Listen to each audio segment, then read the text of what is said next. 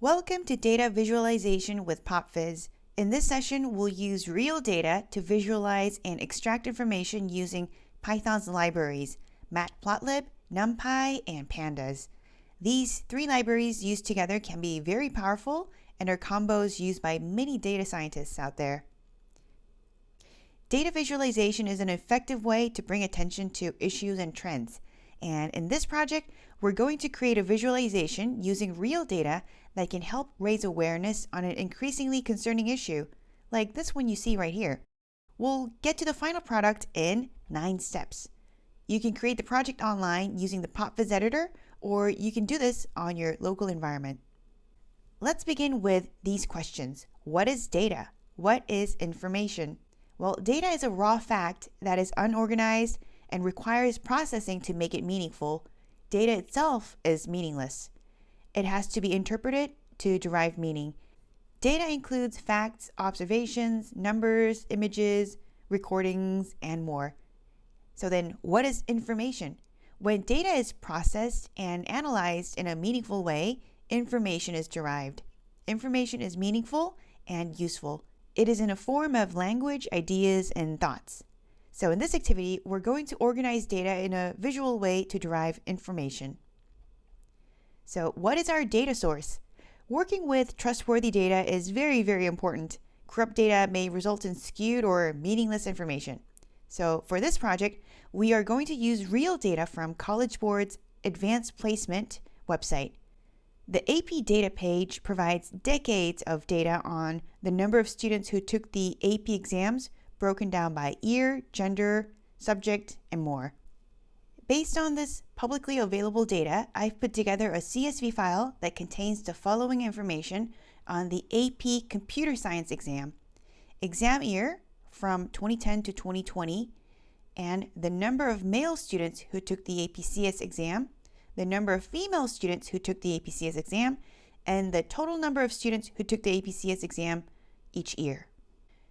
So here is our first challenge. We are going to read in the data from the CSV file and plot a line graph that shows the number of students who took the APCS exam each year. Feel free to follow along in your local environment. I'll do this demo using the Popfizz Online IDE, and the final code is already loaded for you here. Let's look at the file structure of this project. We've got the main.py where we're going to add our code. Then there is data.csv where we'll get our data from. Let's wipe out the existing code so we can start from scratch.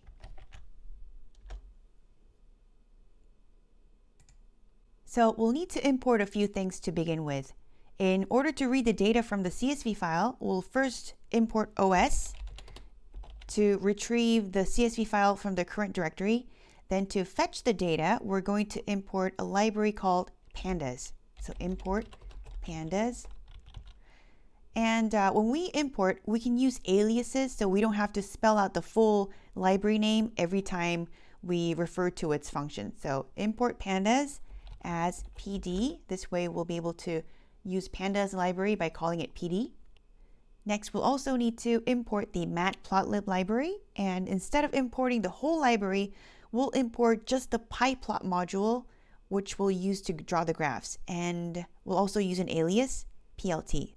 Let's type in from Matplotlib import Pyplot as PLT. Next, let's create a variable called data to store the CSV file data.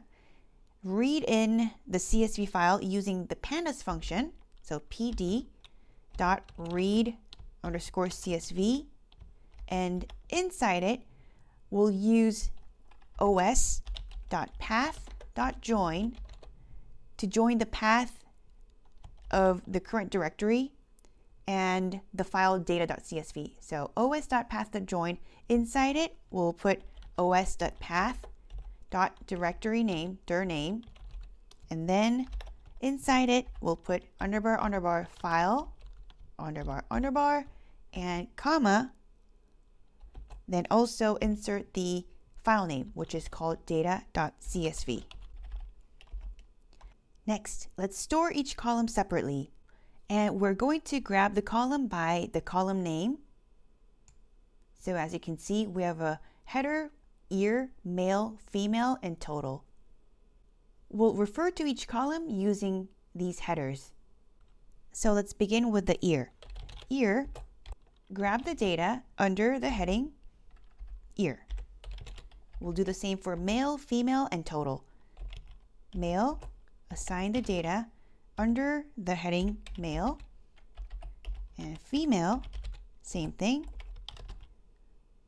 Grab the column under the heading female. And the last column, instead of calling it total, let's call that yearly total, which is more accurate. And grab the data from total. Next, let's plot it. So that's very easy to do. We'll use the Pyplot function, type plt.plot, and inside it we'll pass two parameters. So the first is going to be our x-axis, which is going to show the year, and y-axis will be the yearly total. Now that the graph is put together, we need to display it. Next, let's type in plt.show. And let's run. The graph looks good, but it's impossible to tell what it's showing. So let's add some more information in there. I'm going to add a title. So let's put plt.title, students taking APCS exam by year. Also, we'll add labels for x and y axis. So that is plt.x label for x-axis, and the label is year. Next, for the y-axis, plt.y label, let's put number of students. Close the current window to see the new one. Run. Great, now we have the title, the labels for the x and the y-axis, but the y label is cropped. Let's remove the padding and empty spaces with this line of code. plt.tight underbar layout. Close the window and run. Now it's looking a lot better. Now let's get on to step 2. So this is the graph that we just created. There's a small problem here. The x-axis labels, or the ticks, are skipping the odd years. Let's make sure to show all of them like this. Let's code. So to have full control over the x ticks, we'll need to import one more library, Numpy. Type import Numpy as np. Next, we're going to rewrite the x labels. To do that, let's create a variable called xindex. I'll do that right underneath the yearly total. X underbar index. Then we're going to call numpy's arrange function, np.arrange.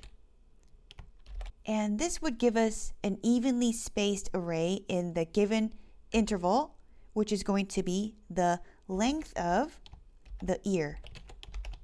So xindex now has evenly spaced values for the length of the years. Next, replace year with xindex in the plot function. Close and run. So the xindex is showing, but the ticks and the spacing doesn't look right. There is one more step left. Let's use Pyplot's function xticks.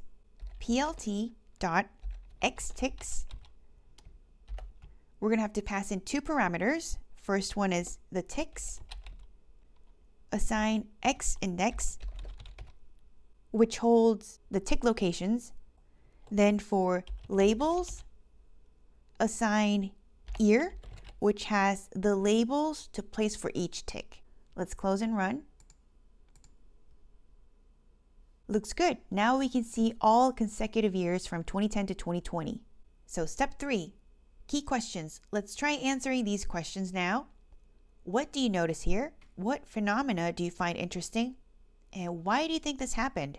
Formulate your hypothesis based on facts. So take a minute to think about it. And here's what I think. The number of students taking APCS exam is on the rise, and in 2017, the number exploded. and the slope between 2016 and 17 is increasing sharply. See how steep the rise is. And since 2017, the total number of students taking the APCS exam by year is increasing at an amazing rate. So why did this happen? Well, the second AP Computer Science exam, the APCS Principles exam, was introduced in 2017. And the course is designed to be more accessible for the students, so more schools were able to offer it, and that created that big surge. Also, this trend shows how CS majors are super popular at colleges and universities. Step 4, let's add more graphs. So the first graph shows the total number of students taking the APCS exam by year. The second graph will show the number of male students taking APCS exam by year, and the third graph will show the number of female students taking APCS exam by year. This is very easy to do. All we have to do is add 2 more plots. Let's code. Now that we're going to have 3 plots, I'm going to add comments to make it easier to distinguish them. So the first plot is the total. I'm going to copy these 2 lines for the male and the female graph. So the second one is for male, and we're going to have to replace y-axis with male. And the last graph is going to be the female graph, and instead of yearly total, we'll have female. Close and run. Looks good. However, it's impossible to tell which line belongs to what data. So let's add labels by inserting a third parameter to the plot function. After yearly total, comma, put label, assign it total, and I'll copy this for the rest too. Paste, paste, and change the label for male to male, change the label for female to female. Now that we have labels associated with these graphs, let's show it. plt.legend. Let's close and run. Now we see that the blue indicates total, orange for male, and green for female. So here is step 5. Key questions number 2. What do you notice here? What anomaly do you see? Is this a problem? So formulate your hypothesis based on facts. So take a minute to examine this graph and see what you notice. Well, here is what I think. The number of female students taking the exam is dramatically lower than the male students. And is this a problem? Yes, this could be problematic in many ways. So considering that having knowledge and skills in computer science gives advantages career-wise, the skills gap can have negative socioeconomic impact.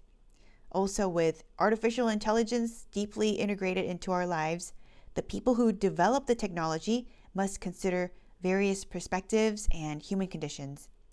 And lack of diversity in these roles may result in undetected biases in the systems that may only be found after causing lots of damages. So we need more female students learning CS and coding.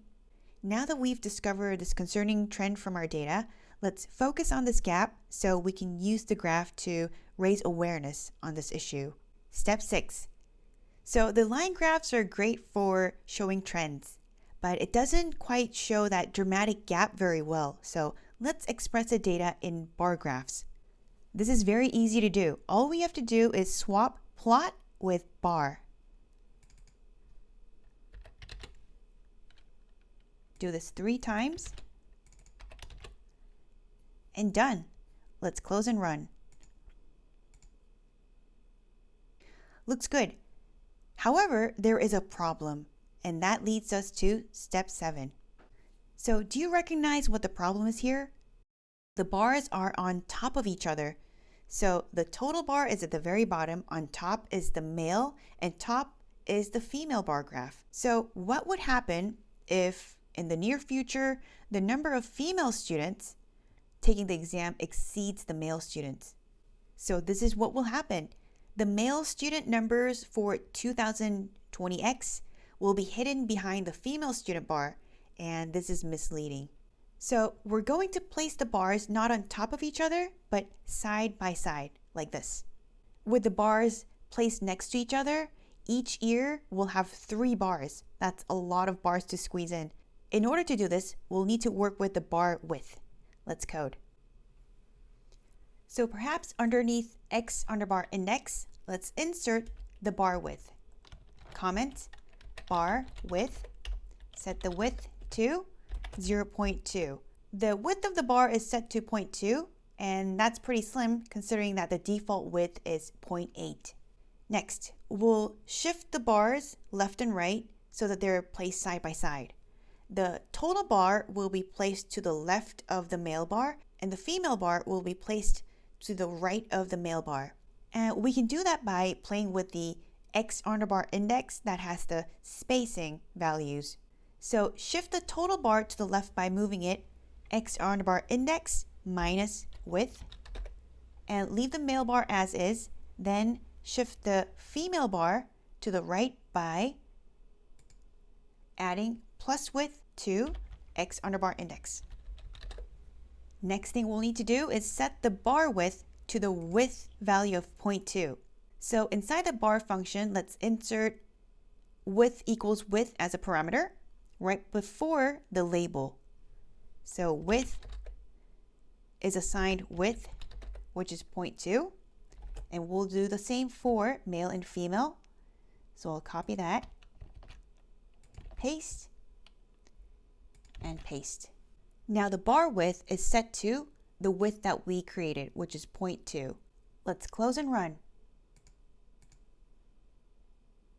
Great, now we have each ear showing 3 bars, total male and female side by side. Step 8, key question 3. So there are a couple things that we can improve to highlight the issue. Is there something that we can remove? Yes, we can remove the total number bar. It's interesting, but showing too many things can dilute the point. And next, the x-axis looks very busy.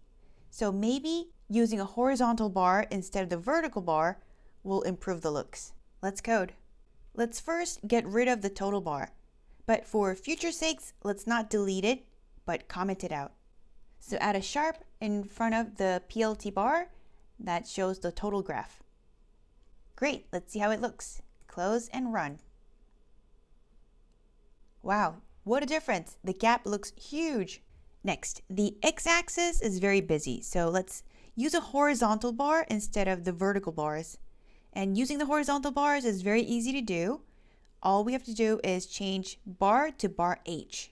So for the male and the female graph, let's change bar to bar H. Great, let's close and run. And we have a problem. Let's look at the error message. There is a problem with the argument width for bar H. And of course there is a problem because now that the bars are horizontal, the width shouldn't be 0.2. The height should be 0.2. So replace width with height, and that should fix the problem.